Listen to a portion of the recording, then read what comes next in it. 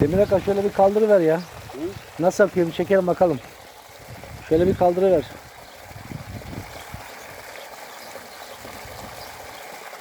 Evet, kaç metreden? 120 metreden değil mi?